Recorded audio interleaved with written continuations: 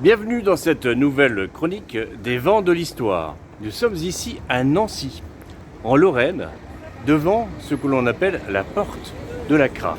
C'est une porte médiévale datant du XIVe siècle. C'est le plus ancien monument de la ville de Nancy, 1336. Pourquoi l'appelle-t-on la porte de la Craffe?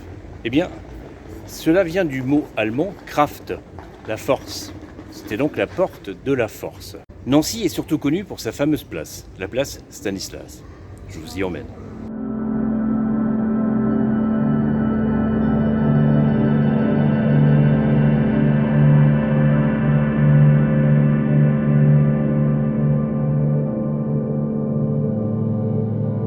Nous voilà donc sur la place Stanislas. Classée au patrimoine mondial de l'UNESCO, elle est considérée par certains guides de voyage comme la plus belle place du monde. Pas la plus grande, mais la plus belle. Elle fut construite à l'initiative de Stanislas Leżynski, roi de Pologne et duc de Lorraine, au XVIIIe siècle. Après le mariage de sa fille, Marie Leżynska, avec Louis XV en 1725, le roi de France devint donc son gendre et lui octroya le titre de duc de Lorraine. Stanislas Leżynski fit construire cette place pour relier la vieille ville médiévale à la nouvelle ville Renaissance de Nancy. Les travaux furent commencés en 1752 et la place Stanislas fut inaugurée en 1756.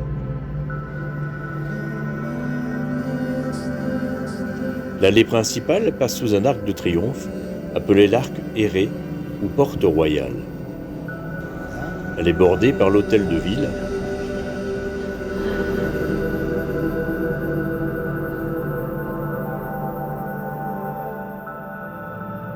l'Opéra national de Lorraine,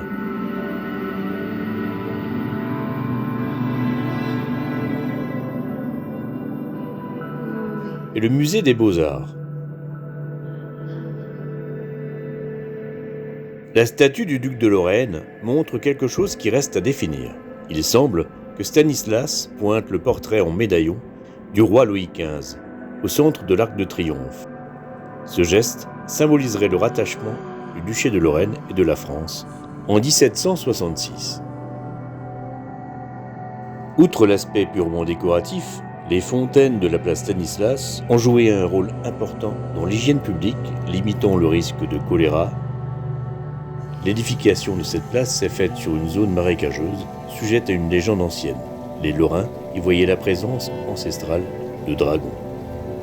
Le jour de l'inauguration de la place, en 1756, on fit couler du vin dans les fontaines.